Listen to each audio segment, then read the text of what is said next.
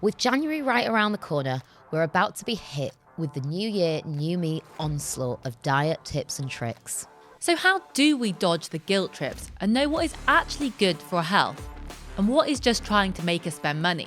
This week, we sit down with Bari, dietitian and host of the Forking Wellness podcast. We talk about eating well on a budget, the rising cost of chickpeas, and where our money is best spent when it comes to our health.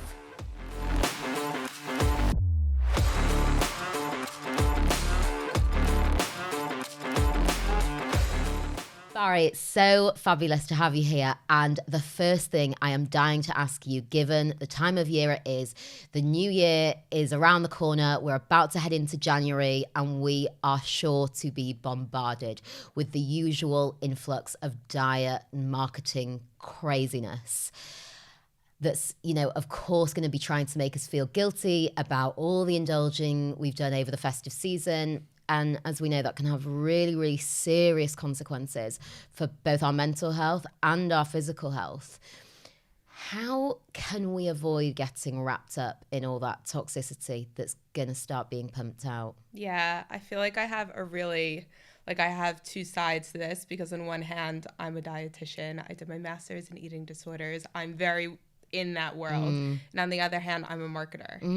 And so I feel like really interested in this topic, but also just really I see both sides. I don't think that any company should ever be making you feel guilty and putting shame and blame out there. That is a big red flag. But I hate to say this, but part of it is on the ownership of the individual. And I think we really need to educate ourselves and empower ourselves to see how things are affecting us and understand the messages behind it. And does that align with your values and what you want to achieve?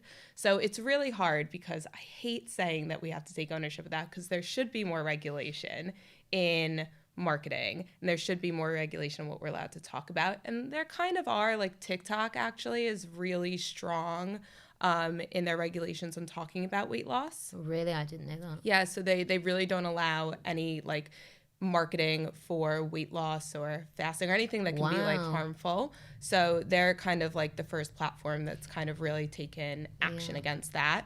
It is increasingly harder on Facebook and other platforms as well to do it. So I think the marketing world is catching on to how detrimental, some of those brands and, fast. It's just you don't know who you're talking to. It's really, really dangerous. But on the other side, as individuals, what can we do around this time of the year to really understand what we're trying to achieve, what are our goals, and then making sure that we seek things out in the world that are going to make us happy and not make us feel guilty. And it's so hard, right? When we've been conditioned our entire lives to be oh no, it's my fault. Yes. And no, it's not. That's what the companies want you to think, so you buy their products. But in reality, that's not true. Yeah. So I think things are taking a slight shift in diet culture, and things are moving a bit more positively. But I just really encourage people to think about what are their health goals, and also realizing that celebrations are part of life. And food is massive when it comes to culture and family. I don't know about you guys, but my family shows their love by feeding. Yeah. And that's amazing. That's so fun. And, you're allowed to do all the things that you want. And one day, 3 days, 4 days, this really isn't going to have a massive impact on your health. But arming yourself with the smaller habits in your everyday life that are going to help you reach your health goals, whatever that is. And they hopefully are non-aesthetic, because I think when you get into the aesthetic stuff, that's really extrinsic motivation, not intrinsic. And I think that's the path towards negative things. No, I think that's a really amazing message, and I totally agree with you that we all kind of need to take a bit of personal responsibility. I absolutely hate that the marketing around food and diet and health can often be a real guilt trip, and there's a lot of blame and shame involved. But nevertheless, we don't live, in an ideal world that wouldn't happen. Exactly. But we don't live in an ideal world. We're aware that it's happening, and so I do think we do really need to take that kind of personal ownership of our own bodies and our own health. But for somebody who wants to kind of do that and go on their own journey and try not to get wrapped up with all the external things coming at them, where is a good place to go for any advice or resources if you aren't able to access somebody like a personal dietitian? Yeah, it's a really good point. I think there's a lot of privilege wrapped up in accessing certain individuals of healthcare. Yeah. There's obviously a huge cost attached to that for private access, and so it's definitely there. There's loads of free resources online. I think the main thing is to always make sure that you're seeking advice from a qualified professional. So anyone can call themselves a nutritionist. It's not a protected title. Wow. You guys can be nutritionists, which is great. Add it to your CV. But what that means is that there's not a lot of regulations. So you need to look for people who are either registered associate nutritionists or registered nutritionists or registered dietitians. That is the key. And if you find someone who's giving advice that has the registered attached to it, it's a more trusted source. Yeah. I mean, you raised that at a great point, because I was just sat thinking about the fact that there is so much stuff online, and it really feels like when we get into the new year that there are all of these different resources, platforms telling you this is the answer, like this one product or this like diet is the answer to all of your issues with your body image or weight. But how do we, other than looking for that registered label, how on earth do we know who to trust and who not to trust? It's information overload. And I love social media, but it really gives a platform to absolutely anyone. And it's absolutely anyone can create a following. Yeah. And followings are social proof in themselves. So if you have a big following and you're saying, cut your calories by X, that gives you some level of credibility, and it's so dangerous. It's so harmful. Yeah. And so while it's really good because you can access so much information, you have to be really careful about who you source it from. And just understanding that one size doesn't fit all. All three of us could eat and exercise the same way. We're all going to have different impact on our bodies. We all have different preferences, different lifestyles, different genetics. It's insane to think that we could all do the same stuff and get the same outcome. Yeah. That's just not how it works metabolically. Genes play a huge impact, as well as your gut microbiome, your sleep schedule, your work schedule, things like hormones, especially for women. It's a really complex puzzle. Sure. I think, because I've been on a bit of a journey with my own diet for health reasons, really trying to figure out how to heal my gut. And I know that so many of us right now are struggling with all sorts of gut problems, which that would be a whole other podcast to talk about why that is. But I think I really love the kind of narrative of, look, we are human beings. We now go to the supermarket and there's a million products and shiny packages and miracle products and this and that. But ultimately, if we kind of just eat real food and listen to our bodies, we should be able to figure this out. It doesn't necessarily need to be the most complex science that you need, the most complex plan from one specific professional for. But my question to you is, in this world where we are so conditioned, we've completely lost all trust in our own ability to decide what food is good for us specifically and what isn't. We're just on the latest trend, now gluten's bad for us and now dairy's, but whatever the trend is at the time. Do you have any advice for how we can learn to kind of tap into our actual instinctual intuition when it comes to food and eating? 100%. First of all, if something is claiming to solve all your problems, don't listen to it. It's too good to be true. And I think we're all conditioned to want a quick fix. Like, we don't want to have to do the work. We want someone to do it for us, or a product to do it for us. And we're so trusting in that, which is kind of crazy.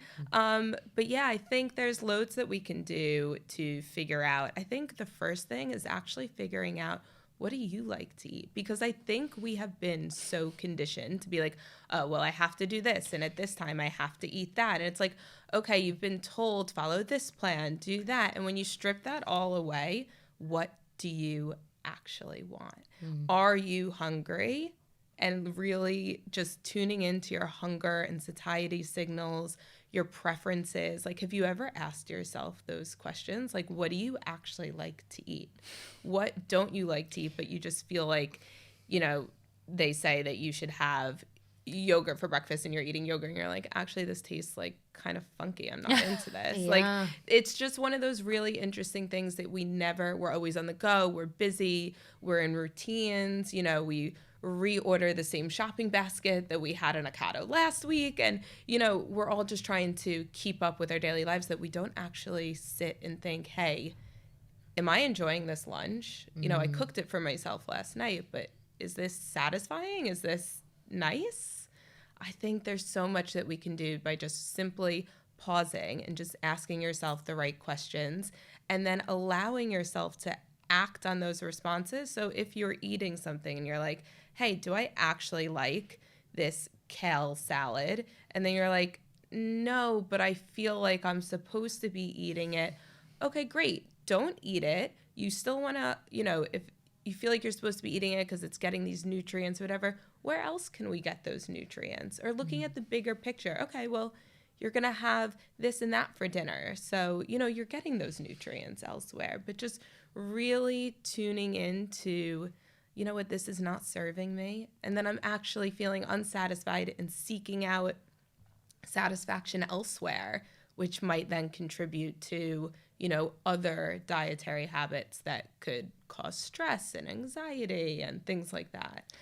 Yeah, I mean, I completely relate to that. And I think it's so interesting listening to that, because I feel like there have been so many different messages that I have been told, particularly in my kind of teenage years, early 20s, that I still carry with me like 10 years later. And a prime one here, and I'm guessing some people will relate to this, but is I still really have a issue with, in my head, thinking that a lot of fruit is like really too sugary. And so I'm like, oh, I won't eat the fruit because that's really sugary and I don't want to overeat the sugar or the carbs. And I know that that is a message that has been stuck in my head from probably diet culture that was trying to get me to reduce the amount of carbs I was eating back in the day.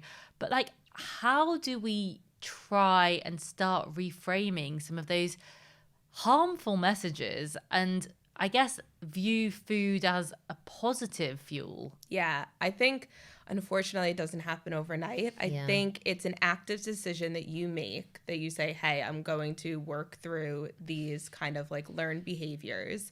And you really have to persist with it. So challenging those thoughts, or like recalling back, when was the first time that I heard this?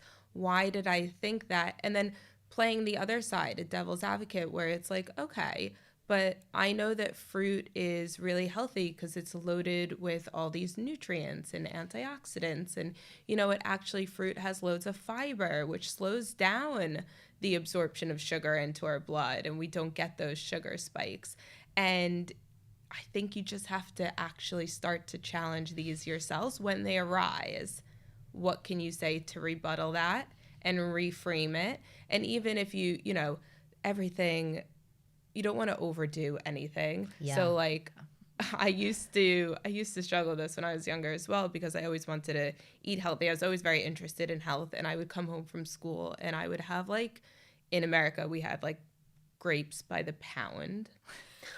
Like, literally, it was just like this giant bag of grapes that you can get at the supermarket. And I'd come home from school and like eat an entire pound of grapes. Wow. And I was just like, but I'm having fruit, so it's healthy. And I feel really sick. And actually, that is quite a bit of sugar. Yeah. But that's not because, fruit has too much sugar. It's because, Barry, you literally just ate a pound of grapes. Yeah. So, like, it does take a lot of education to be like, hey, actually, you needed some protein to balance that to help you feel full. And really just educating yourself. I know that it's hard because everyone wants a quick fix, but, like, you do have to, educate yourself on what balanced plates look like and eat the fruit. Fruit is so healthy for you. It really is good for you. But don't have a pound of grapes. Yeah. Don't have a pound of anything, really. Don't have a pound of anything, exactly. Yeah. And if you want to, go for it. Like, if that is something that you want to do, you should be able to intuitively listen to that and lean into it and do it. But after, how did that make you feel? If you felt great and you really enjoyed it, great. Maybe that's something that you do in your routine every now and then because you really enjoy it. But if it made you feel sick and it didn't actually make you feel good, oh, hey, wait, when I do that, it doesn't actually serve me. I love grapes, but how can I rebalance that to make it actually satisfy me and nourish me in a way that's not going to make me feel ill and give me diarrhea? So, yeah. Outside of food, there's, for a whole host of reasons, a lot of people now are struggling to, just given the way our lives are today, it's unlikely that we are going to be at home able to prepare 3 meals. And more people are looking for quick fixes for when they're on the go. It's just something that's convenient and packs in some nutrition. And again, there are a huge range of products that are meant to give us every vitamin and mineral, and they're scientifically proven. And I feel like we're brainwaved thinking about the same thing, which I can go on a rant about, but maybe for another. Well, there's just so many products, and I really just like to get my nutrients from real food. But for sure, like, I live a busy lifestyle. Sometimes I'm traveling, like sometimes I just want something on the go. And it's very, very difficult to have any clue whether or not some of these products are genuinely good for me. For example, super greens. That's literally, this is what I'm thinking about in my head. They taste absolutely disgusting. But I feel that they're good for me, but I have no idea. Like, how do we know? They are so clever marketing. I won't call out the actual brand, even though I'm sure we're all thinking about it. But they do, and I can see it from the brand perspective. Like, their branding is amazing. And what they've done is this, like, one-stop shop insurance on your health, being like, you live a busy lifestyle. Take this, and you can get reliable nutrients to feel your best and have energy, just in case you're missing it elsewhere.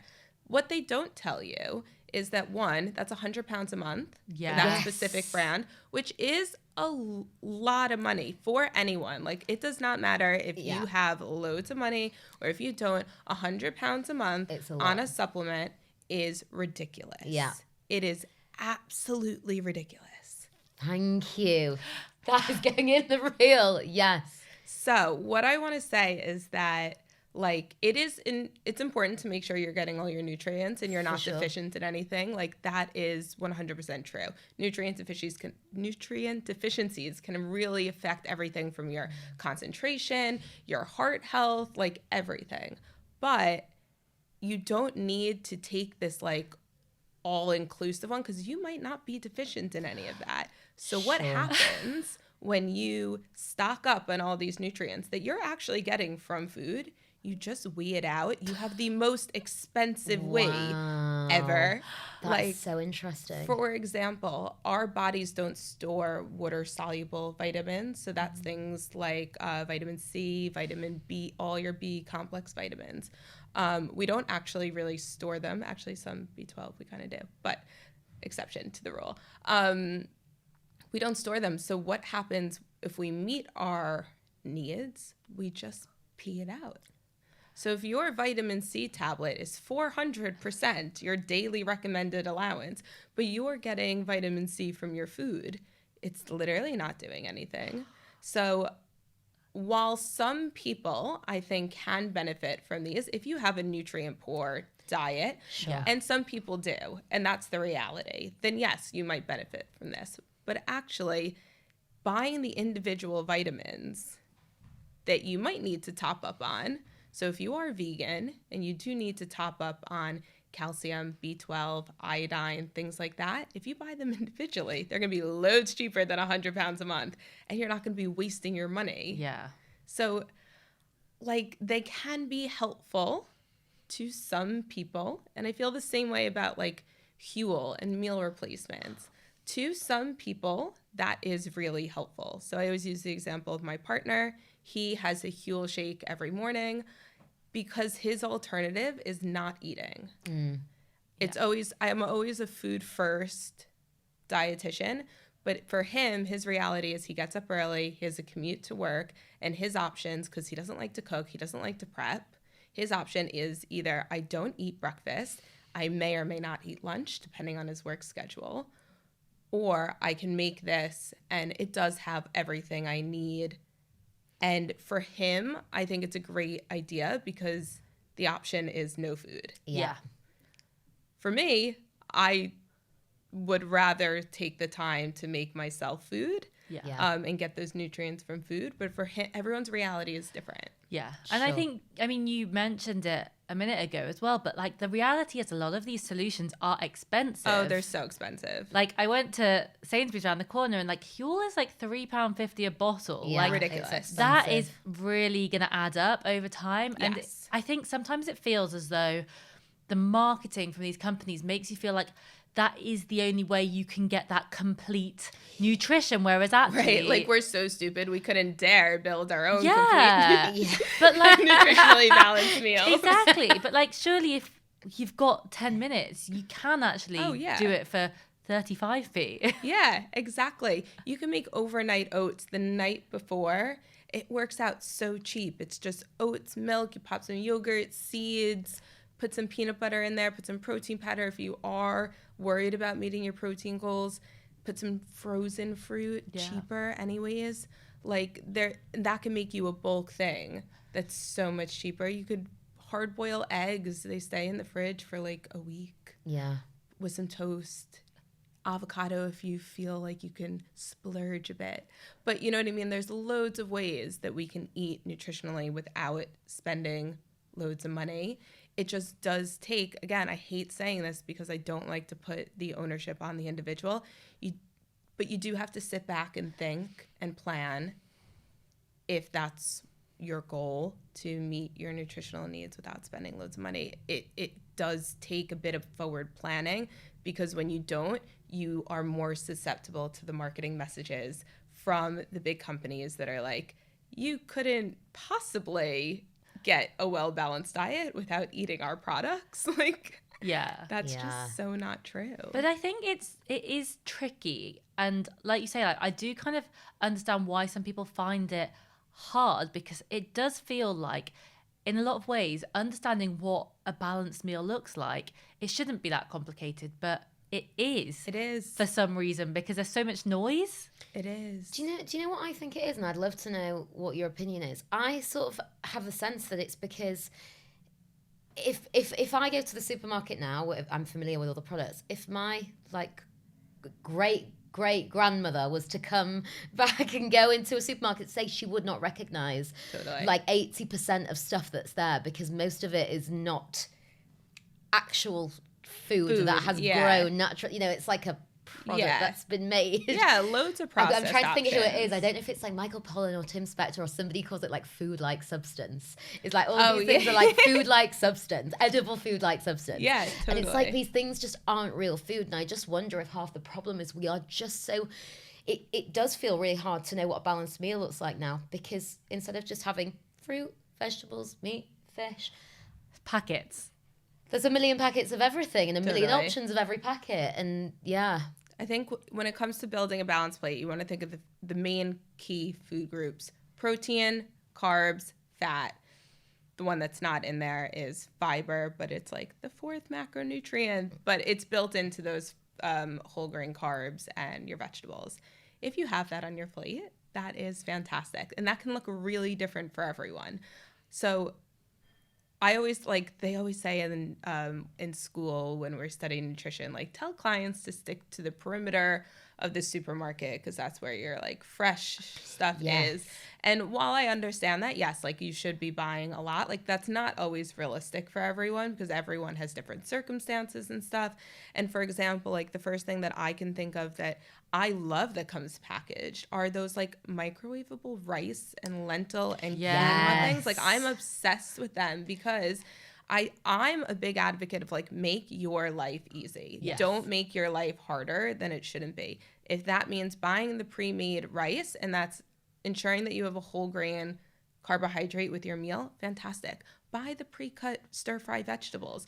Buy your butternut squash pre-cut. No one wants to go to the hospital with a knife injury because you tried to cut a butternut squash yourself. Yeah. Like make your life easier. You don't like take shortcuts where you can because it's going to make sure that your mental capacity is not being like diminished by these like smaller like mundane tasks that are going to take away from your end result of like making a healthy meal. Yeah. So if you hate chopping garlic, get the garlic paste or the pre-chopped garlic. Like if that's going to make you one step closer to making a stir fry for dinner and making it quicker and getting rid of that barrier of being like, oh, it takes too long to cook.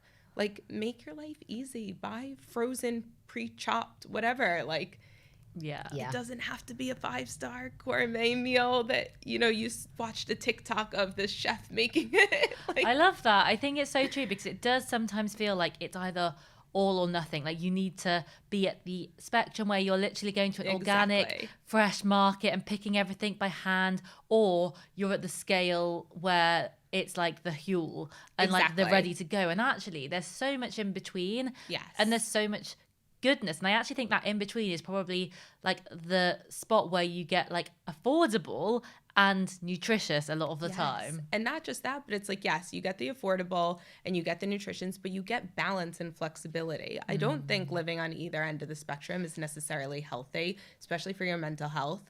And I think you really find true health because I think health is more than the food that we eat, but it's all about our movement, our sleep patterns, our social relationships, and so much more than just what we fuel our body with. Like you could fuel your body with the healthiest food, but you might be missing out on loads of social connections and shying away from events and food anxiety and health anxiety. Yeah. So I think living in that gray and allowing yourself flexibility, prioritize your health. Yeah, sure, we all want to prioritize our health, but don't become rigid. Yeah. Don't become obsessed. Yeah, that's where true health lies, in my opinion. One thing that I want to go back to is this kind of affordability piece, because obviously we are now fully into the cost of living crisis. Totally. People's budgets are squeezed, and Ellie has done some very interesting research. The cost of chickpeas has surged by, was it a whopping 27%? Yeah. So I saw this. Did you post this on socials? I Yeah. did post Yes, this. I saw this. I I used to hope it went spend viral. 55p on a can of Sainsbury's own chickpeas, 100%. and we're now at 70p. Yeah, it's a real concern for everyone. Like Yeah. this is affecting everyone. It's not, and it's awful. You know, tea as well. Have you guys seen the increase in tea? I feel like all Brits will be like freaking out shortly. I'm actually not, I haven't seen it in tea because I don't care, but everything Everything Tinned else, and tomatoes, everyone, chickpeas, fresh stuff, obviously. So there's a lot that we can do to stretch our dollars further when it comes to eating healthy. The first thing that we can do is eat seasonally. So the cost built into a lot of our food comes from the cost of transport. So obviously berries aren't in season in the winter. So those berries are coming in from other places. Yeah. That cost is being built into the shipping. It's also not very sustainable way to eat. So eat seasonally, and your nutrients are also more bioavailable to eating seasonally. So you're actually getting more nutrients for your money. So in winter, so fruits in the winter are like citrus fruits, which isn't ideal. Oranges, though, definitely recommend. For your vegetables in the winter, or you're thinking like squashes, sweet potatoes, root vegetables, which kind of makes sense because those are the things that we associate with winter and like Yeah. soups and stews and chilies and curries and things like that. And those are great because you can load them with veg, really use inexpensive ingredients, rely on your tinned food, even though they are going up.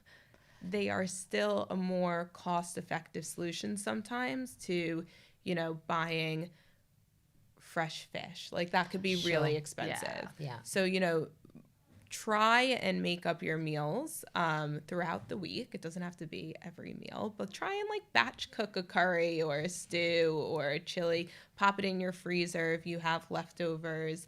And that's a really good way to like stretch your dollar. Yeah, I think one thing that I always forget about, like you say, are those root vegetables. And I, the other day, was looking in the aisle, and actually things like potatoes and carrots, you can buy a kilo for like So 50, good. 60p. So and like good. carrots are great. They're super flexible. Like Yes. you can do so many different things with them. Like you say, curry, salads, like whatever it is. But I think so often we think of them as like, oh, well, they're not like exotic or like sexy vegetables or whatever. But actually, if they're packed with nutrients, then maybe we actually should focus on some of those. Yeah, exactly. And they are packed with the nutrients and really good, like for potatoes, like I think they have this connotation of like, oh, a white potato. Yeah. You know, don't eat it because actually they're so nutritious. Yeah. And the nutrient value between a white potato and a sweet potato is very much the same. Yes. And people don't know that because whoever runs sweet potato PR team Yeah. did a fantastic job. Of course, about making it seem like it's the elixir of life. Yeah. And in reality, their nutrient values are really similar. Keep the skin on, wash it really well, but the skin holds a lot of the fiber. And that's really good. And they're really cheap. Yeah, root veg, I am a big fan. Pumpkin, celeriac, Yes. like all of this stuff, love it. Roast it in the oven with some olive oil, salt So and pepper, delicious. put some seasoning on it if you want. And you can do so much with them. You can make a hash for breakfast. Yeah, You could throw them into a salad and add some protein. You can use it as a side dish. Like there's loads you can do and it really won't cost you. Okay, I love this. We're going to make Swedes sexy in 2023. One thing I would absolutely love you to clarify for us is, I know one thing, if you are in the supermarket and you're buying fresh produce, fruit, veg, actually going for frozen can often be a lot cheaper.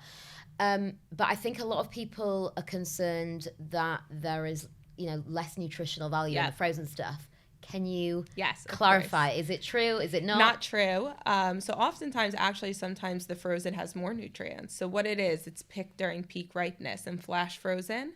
So sometimes, depending on what you're eating, you'll lose nutrients in the exposure. So as things get like less fresh, don't know if that's a technical term, less fresh, you'll lose nutrients over time. So by the time it's picked, to the time that it's on your plate, that might actually be quite a big window.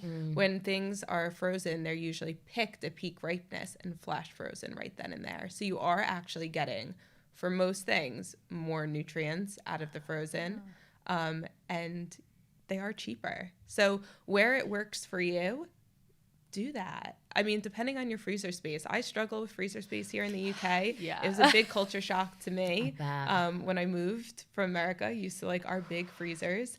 So yeah, make the most out of your freezer space where you can. It's so true though. And again, I think it's such a marketing thing. And I think it's so fascinating how you kind of intersect the food and marketing world. But marketing like of frozen foods has definitely like been quite negative. Yeah. And the fresh food people have somehow managed to convince us like that we The fresh is better. Yeah. Because it is for a lot of other things, or like it makes logical sense. And like as humans in marketing, there's like some people are logical thinkers, some people are emotional thinkers. And what marketing does is you aim to kind of speak to your customer segments in a way that resonates with their way of thinking. So if you are logic, you're going to reason with them with logic. If they're emotional thinkers. And so like it kind of makes sense. They got really lucky because the frozen industry has to work harder to disprove a logical thought, which is really hard to do. I think also we have a lot of processed food that's frozen as well. And obviously there's a very big difference between some highly processed chicken nuggets that are in the freezer versus the Frozen spinach. frozen spinach. Like yeah, very different. Don't get them confused. One other thing I'd just love to ask you about, because I think there's so much talk about it at the moment, very trendy, but again, it's very costly. And I'd love to know whether you think it's worth spending our money on or not, especially whilst things are tight. Prebiotics and probiotics. Great question. So for the majority of people, supplementing probiotics and prebiotics is not necessary. We're always going to say food first and eating a range of food that really nourishes your gut. So minimizing the processed sugar, maybe taking a look at how much alcohol you're consuming. And then on the other side, not always thinking about what do I have to cut out, but really focus on what can I increase. And that's like definitely how I approach nutrition as a whole. Like you don't always have to cut the cookies, but like, hey, where can I add in that extra source of fiber throughout my day? And when it comes to your gut, thinking about fiber and thinking about variety of foods. So I know that it's kind of hard because I just said, well, cook your stew and eat it when you can. And, you know, you're getting the same nutrients, but making sure that you have a huge variety in there. You can put carrots, onions, celery, sweet, you know, there's so much. And that's really going to help increase your gut health. So think about fiber and think about diversity. They say try and aim for 30 different plants a week. Sounds really daunting when I say that. Not that hard to do at all. Yeah. You know, grains, seeds, nuts, all of that stuff counts. So yeah, I think food first. You definitely don't need to supplement. If you have gut issues, talk to a dietitian. The thing with a lot of probiotics is what happens is that they work to restructure, almost like, I'm using air quotes, like the real estate of your gut bacteria. But when you stop taking them, if your dietary habits haven't changed, you're going to go right back to kind of the issues that you had. So it's very much this food first approach because that's the long sustainable change. The meds can be helpful, but they're not always a sustainable solution. So yeah, and adding things like fermented foods. And it doesn't just have to be kimchi and sauerkraut, which are amazing, highly recommend. But it could be things like Greek yogurt and miso and things that you didn't even realize that are fermented, but have loads of beneficial gut bacteria living in them. So yeah, I think probiotics, they can be really expensive. There's a lot more research that we need in terms of which strains we want to inhabit our gut and at what ratio. Yeah. And also the survivability of the probiotics, because our stomach acid is designed to kill all bacteria. Yeah. So you really have to make sure that what is surviving your GI tract at the end is making it worth your money. Yeah. Because we could just be destroying it. So looking at companies that have tested, third-party tested this and ensuring that they have a high survivability. But yeah, food first is my thing. I feel like the takeaway here is definitely that we could be spending a lot of money just to wee it out or have our stomachs destroy what we think is actually 100%. doing a good job. Yeah. Which Don't is mad. overcomplicate it. Strip it back to basics. Fuel yourself with, you know, nutrient-rich foods. Allow yourself flexibility. Don't stress out about it. And speak to someone if you find that really, really, really difficult, is what I would say. Yeah, amazing. Well, honestly, thank you so much for coming on. It's been so enlightening to talk to you and just very refreshing. And I feel prepared for the onslaught of what will soon be coming our way. For anyone who has enjoyed listening to this and wants to find you and find out more about you and see some of your content, where can they go? Main place, I would say, is Instagram at Bari the Dietitian. Very straightforward. And then I'm on other media platforms and have a nutrition podcast and work for a nutrition company, food company that does loads of discounts. So which is really exciting, especially in the cost of living crisis. So yeah, you can find that all on Instagram. Amazing. Thank you so much. Thank you. What is the